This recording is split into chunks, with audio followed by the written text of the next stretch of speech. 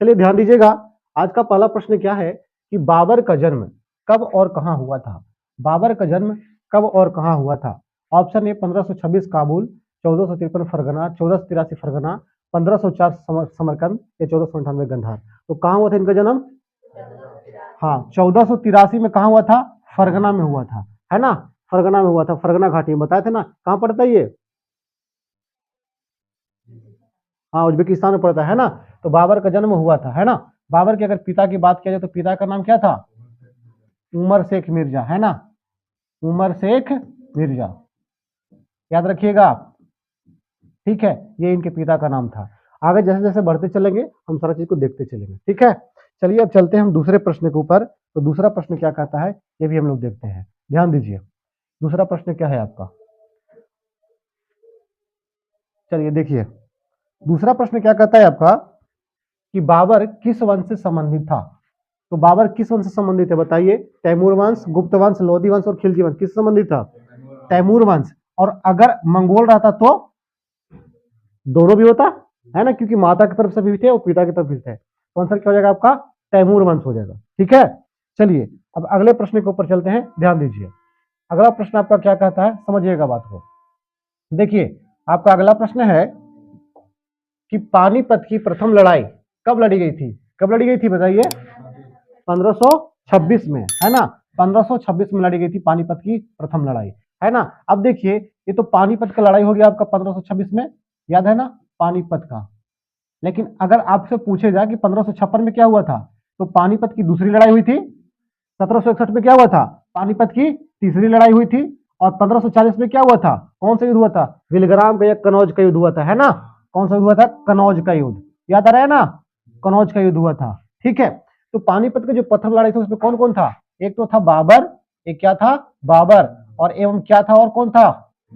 इब्राहिम लोदी, है ना, इब्राहिम लोदी, इब्राहिम लोदी, ठीक है। अगर आपसे पूछ देता कि इब्राहिम लोदी किस वंश का शासक था, तो अब क्या बोलिएगा पता है? बोलना है लोदी वंश का। कौन सा वंश का? लोदी वंश का, ठीक है ना। तो इतना बात आपको याद रखना है। आगे चले, चलिए ठीक है, ध्यान दीजिए, आगे चलते हैं प्रश्न के ऊपर। देखिए अगला प्रश्न है आपका चौथा नंबर, ध्यान दीजिए।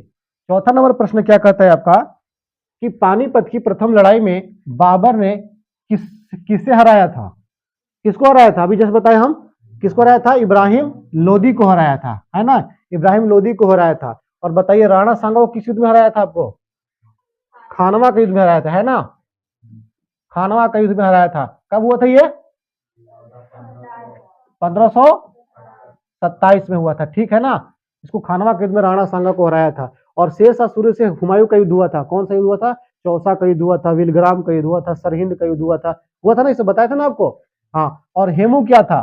तो हेमू था 1556 में। कब था? 1556 में। पानीपत की कौन सी लड़ाई में? ये दूसरी लड़ाई में। तो हेमू के साथ और कौन लड़ रहा था? अकबर लड़ रहा था। कौन लड़ रहा था? अकबर, ठीक है ना। तो हेमू और अकबर के बीच क्या हुआ था? पानीपत की दूसरी लड़ाई हुआ था, ठीक है। चलिए अब आगे चलते हैं अगले पॉइंट के ऊपर, समझते चलिएगा एक एक पॉइंट को, ठीक है। चलिए ध्यान दीजिए, चलिए अगले प्रश्न के ऊपर चलते हैं। अगला प्रश्न क्या है आपका? 5 नंबर, ध्यान दीजिए।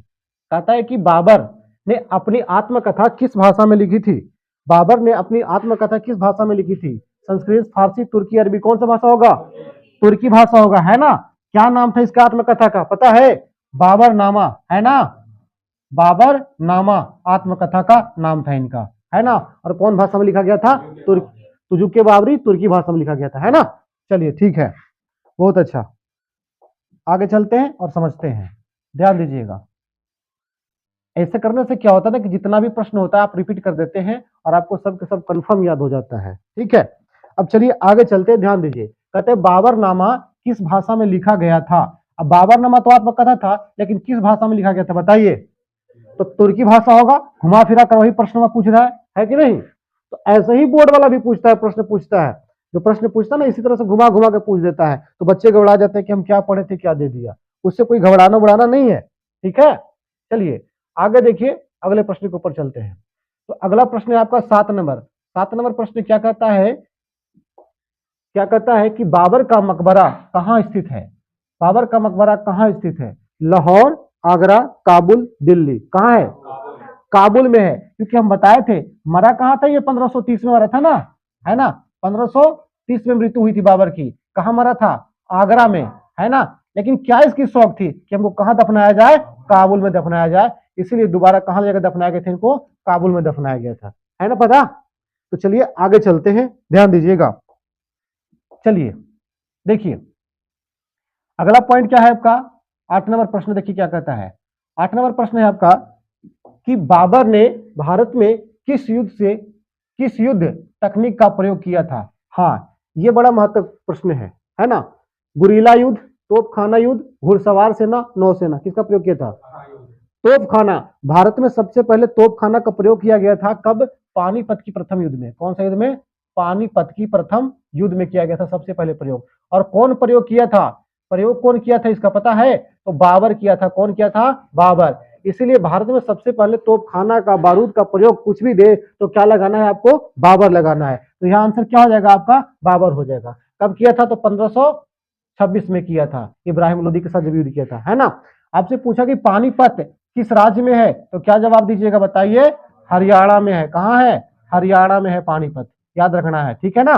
चलिए आगे चलते हैं, ध्यान दीजिएगा, अगले प्रश्न के ऊपर चलते हैं। चलिए ध्यान दीजिए, अगला प्रश्न क्या कहता है आपको, 1527 में बाबर ने किस युद्ध में राणा सांगा को हराया था। किस युद्ध में हराया था, तो बताइए, खानवा के युद्ध में हराया था, है ना।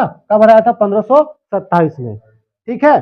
घाघरा का युद्ध कब हुआ था, देखते चलेंगे। तो हुआ था कब आपको, 1529 में। और चंदेरी का युद्ध हुआ कब, 1528 में। और पानीपत का युद्ध कब हुआ था, 1526 में।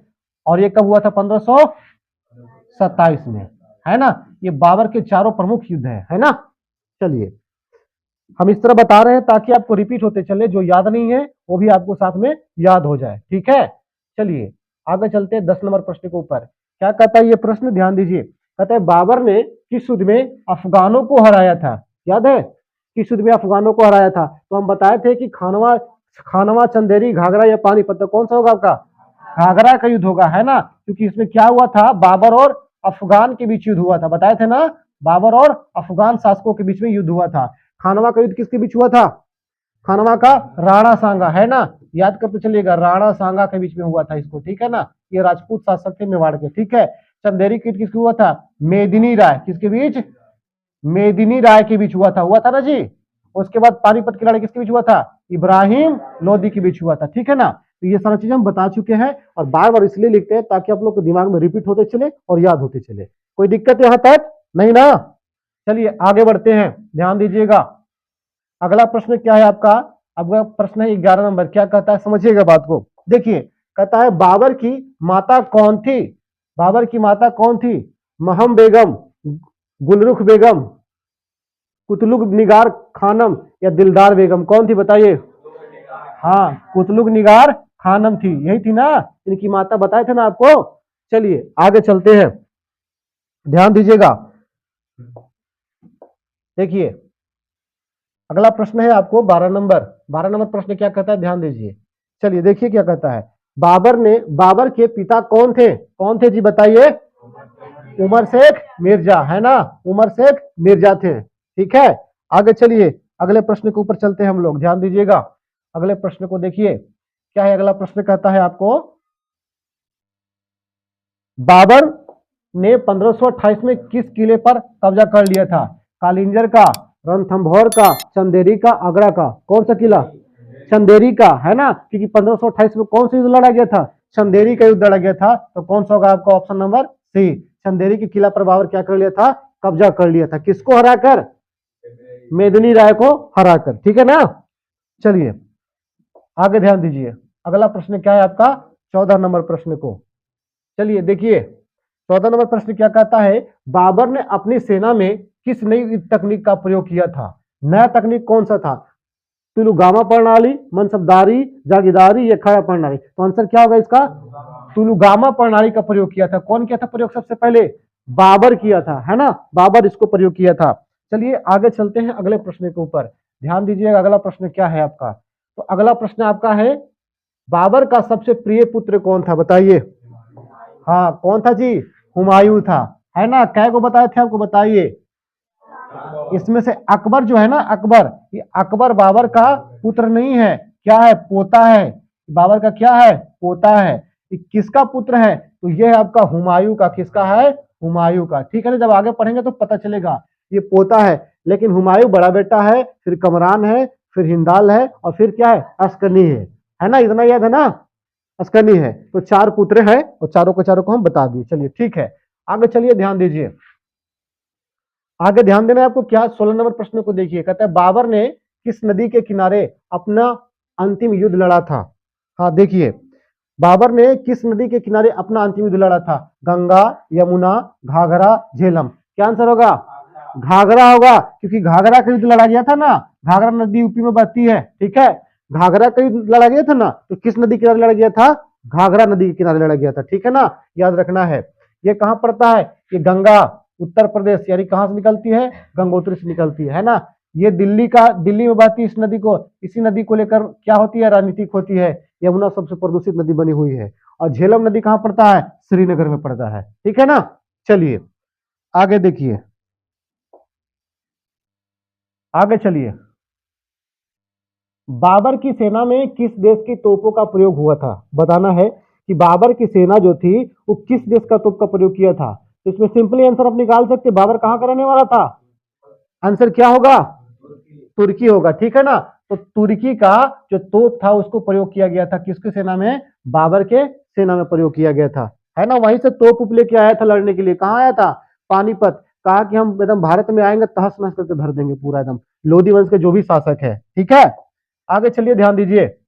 अगला प्रश्न क्या है आपका, अगला प्रश्न है बाबर की मृत्यु कब हुई थी, कब हुई थी बताइए, 1530 में हुई थी, है ना। 1530 में हो गई थी, कहां हुई थी, आगरा में। लेकिन दफनाया कहां गया था इसको, काबुल में दफनाया गया था। ये भी याद करते चल रहे हैं हम लोग को। चलिए आगे ध्यान दीजिए और समझिए बात को। आगे प्रश्न क्या है कि बाबर की मृत्यु कहां हुई थी, जस्ट वही प्रश्न हो गया जो भी बताए थे। तो कहां होगा, आगरा में होगा, है ना, कहां होगा, आगरा में। चलिए आगे चलते हैं और ध्यान देते हैं अगले प्रश्न के ऊपर।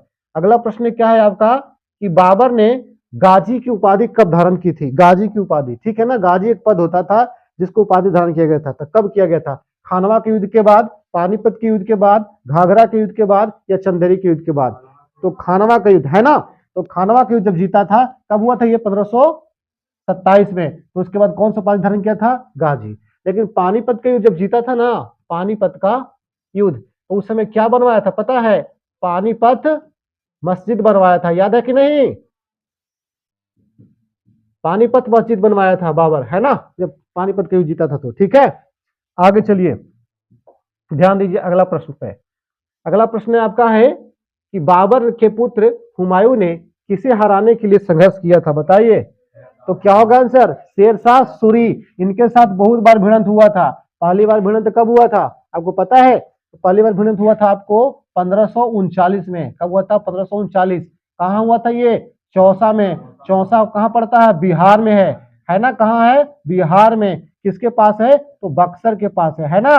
किसके पास है, बक्सर के पास पड़ता है चौसा, बिहार में, गंगा नदी पर, जहां ये कूद कर भागा था। कौन भागा था, हुमायूं कूद के भागा था। किसके साथ हुआ था, शेरशाह सूरी के साथ हुआ था। उसके बाद फिर एक युद्ध हुआ था, कौन सा युद्ध हुआ था, कनौज का युद्ध हुआ था, है ना। कनौज का युद्ध हुआ था, कब हुआ था, ये था 1540 में हुआ था। किसके बीच हुआ था, हुमायूं और शेरशाह सूरी के बीच में हुआ था, है ना। शेरशाह सूरी के बीच में हुआ था। इसमें कौन जीता था, तो शेरशाह सूरी जीत गया था। और बाद में एक शासन वंश की स्थापना हुआ था। कौन सा वंश चला था पता है आपको, सूरी वंश चला था। कब से कब चला था, तो 1540 से 1555 तक चला था, है ना, पता ये बात। तो इतना तक चला था। लेकिन उसके बाद हुमायूं फिर से एक युद्ध लड़ता है। कौन सा युद्ध लड़ता है, मच्छीवाड़ा का युद्ध, है ना, मच्छीवाड़ा। मच्छीवाड़ा और एक और सरहिंद का युद्ध, है ना, सरहिंद का युद्ध। ये दोनों युद्ध लड़ता है कब, 1555 में लड़ता है। और लड़ने के बाद किसको हरा देता है, शेरशाह सूरी को हरा देता है। और फिर से शासन करता है कौन, हुमायूं करता है। तो हुमायूं फिर से शासन कब करता है, तो बोलेंगे कि 1555 से लेकर 1556 तक करता है। और 1556 में दिन पनाह महल के सीढ़ियों से गिरने के कारण हुमायूं की क्या हो जाती है, मृत्यु हो जाती है, ठीक है ना। तो चलिए आगे चलते हैं, ध्यान दीजिएगा। अब आगे प्रश्न के ऊपर ध्यान दीजिएगा। चलिए देखिए, आगे प्रश्न क्या कहता है आपका कि बाबर के शासन काल में प्रमुख शासक कौन था जिसने बाबर का विरोध किया था।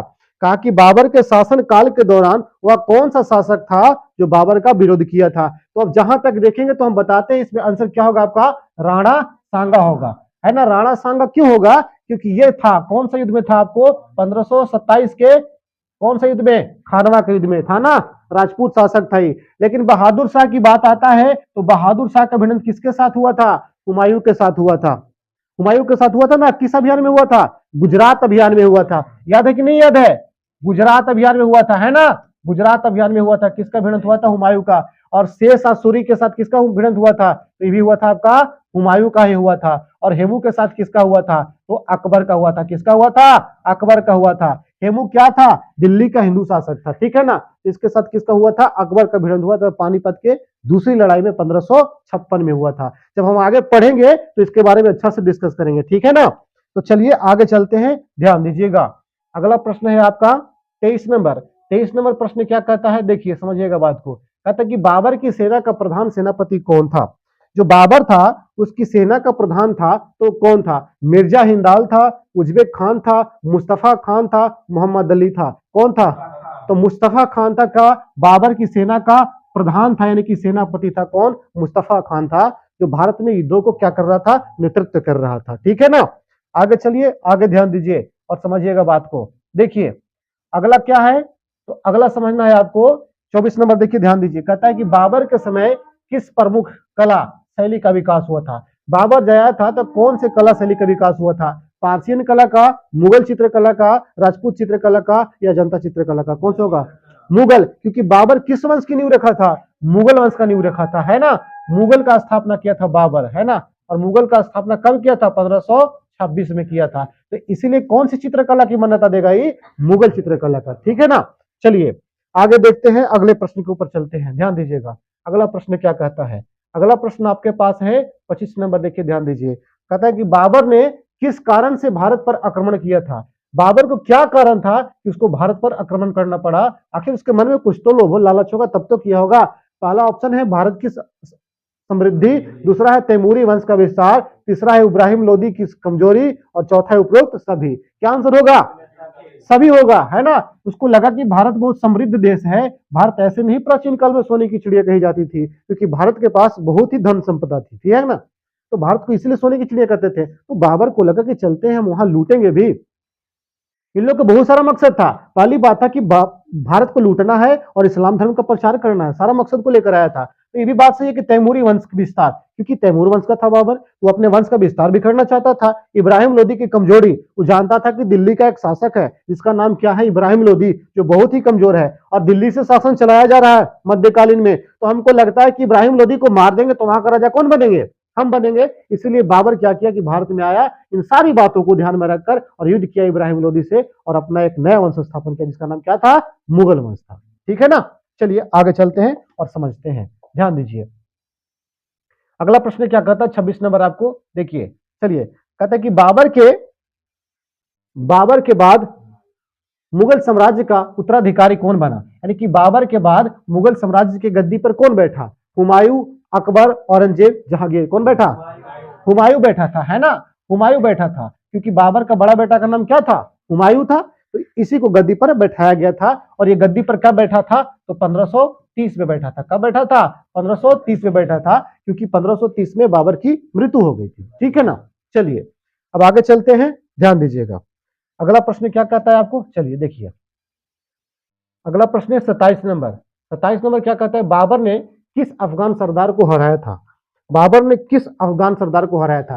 तो चौथा था ना युद्ध, बाबर का चौथा युद्ध, घाघरा का युद्ध, उसमें कहा जाता है कि बाबर और अफगानों के बीच हुई थी, है ना, 29 में। तो कौन से अफगान शासक को हराया था बाबर ने, देखिए, बहलोल लोदी जी नहीं, दौलत खान लोदी हो सकता है, शेर शाह सूरी हो नहीं सकता, हेमू हो नहीं सकता। तो आंसर क्या होगा आपका, दौलत खान लोदी। क्या होगा आंसर, दौलत खान लोदी को हराया था। दौलत खान लोदी क्या था, तो एक अफगान शासक था। कैसा शासक था, अफगान शासक था, है ना। चलिए अब चलते हैं अगले प्रश्न के ऊपर। अगला प्रश्न को ध्यान से समझा जाए और जाना जाए। देखिए अगला प्रश्न क्या कहता है आपको, बाबर के द्वारा किस प्रमुख जलाशय का निर्माण किया गया था। जलाशय मतलब समझते हो ना, तालाब, है ना। तो बाबर इसमें से कौन से प्रमुख जलाशय का निर्माण किया था? हमान सरोवर, हौज शमसी, फतेहपुर झील, बाबरी झील, कौन सा झील होगा?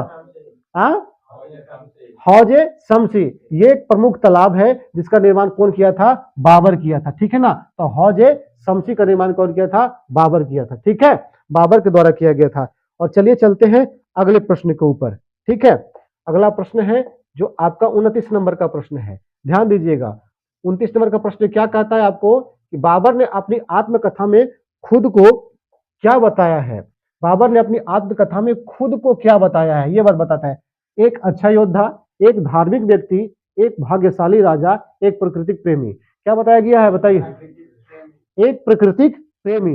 ये किस लिए बताया गया है? क्योंकि हम आपको बताए थे कि बाबर जो था ना उद्यान का बड़ा शौकीन था, बाग बगीचों का क्या था? बड़ा शौकीन था, बहुत ज्यादा प्रेम करता था बाग बगीचे से, इसलिए इनको क्या कहा जाता है? प्राकृतिक प्रेमी कहा जाता है। किसको कहा जाता है? बाबर को कहा जाता है, ठीक है ना। बताइए कि बाबर ने कौन सा बाग का स्थापना किया था? आराम बाग का स्थापना किया था, है ना। आराम बाग, आराम बाग का, ये आराम बाग कहाँ पड़ता है पता है ना? आगरा। आगरा से कितना दूर है? तो 5 किलोमीटर की दूरी पर स्थित है आराम बाग, ठीक है ना। तो इसकी स्थापना कौन किया? लगाया कौन था इसको? बाग को बाबर लगाया था, इसलिए बाबर को प्रकृति का प्रेमी भी कहा जाता है, ठीक है ना। आगे चलिए अगले प्रश्न के ऊपर चलते हैं, ध्यान देते हैं। अगला प्रश्न क्या है? अगला प्रश्न है आपका कि बाबर के समय भारत में कौन सा प्रमुख धर्म प्रचलित था? बाबर के समय भारत में कौन सा प्रमुख धर्म प्रचलित था, ठीक है ना। इस्लाम, हिंदू दोनों, या बौद्ध धर्म, ठीक है। तो दोनों होगा इसका आंसर, है ना। क्या होगा आंसर? दोनों होगा आंसर। चलिए इसका आंसर क्या हो जाएगा? दोनों होगा, ठीक है। तो ये रहा आपको टॉप 30 एमसीक्यू, है ना, जो किससे संबंधित था? मुगल वंश से संबंधित था और बाबर से संबंधित था। उम्मीद करते हैं कि इस एमसीक्यू के द्वारा आपको बहुत कुछ सीखने को मिला होगा। अगर आपको वीडियो अच्छा लगा होगा तो एक लाइक और चैनल को सब्सक्राइब जरूर कीजिएगा और साथ ही साथ बेल आइकन को प्रेस कर दीजिएगा, क्योंकि जब भी हम वीडियो डालें तो आपके पास नोटिफिकेशन सबसे पहले पहुंचे। फिर मिलते हैं इसी तरह की वीडियो के साथ, तब तक के लिए जय हिंद, जय भारत, नमस्कार।